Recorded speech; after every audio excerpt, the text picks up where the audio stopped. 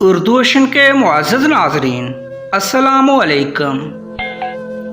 ایک بہت امیر شخص تھا۔ اللہ کا دیا اس کے پاس سب کچھ تھا، لیکن اس کی اولاد نہیں تھی۔ ایک دن اس نے سوچا کہ زندگی کب ختم ہو جائے کچھ خبر نہیں، کیوں نہ اپنی دولت تقسیم ہی کر دوں جو میرے لیے اجر و ثواب کا باعث بنے گی۔ اس نے اپنے تمام ملازم گھر کے ایک کمرے میں جمع کر لیے اور ان کے سامنے میز پر ایک طرف قرآن پاک اور دوسری طرف کافی زیادہ پیسے رکھ دیے، اور سب سے پہلے اپنے منشی سے کہا کہ دونوں میں سے ایک چیز کا انتخاب کر لو۔ منشی کے دل میں لالچ پہلے سے موجود تھی۔ اتنے پیسے دیکھ کر اس کی رال ٹپک پڑی۔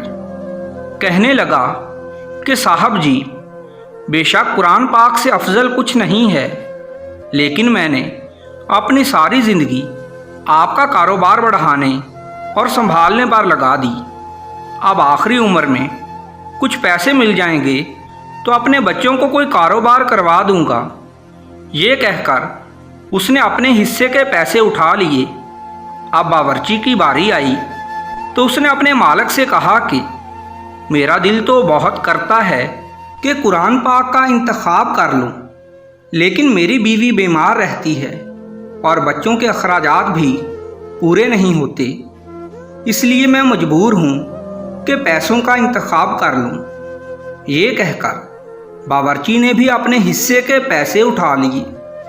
آخر میں گھر کی صفائی کرنے والے نوکر کی باری آئی تو امیر شخص نے اس سے کہا کہ مجھے پتہ ہے تم کو تو پیسوں کی سب سے زیادہ ضرورت ہے، اس لیے تمہارا انتخاب بھی پیسے ہی ہوں گے، لو اپنا حصہ بھی اٹھا لو۔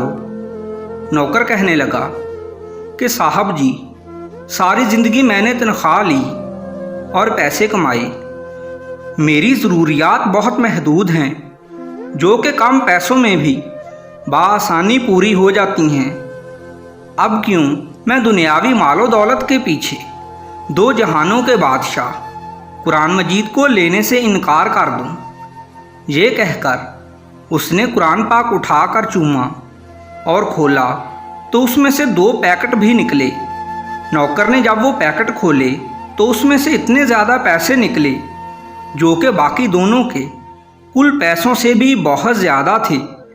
وہ حیران رہ گیا۔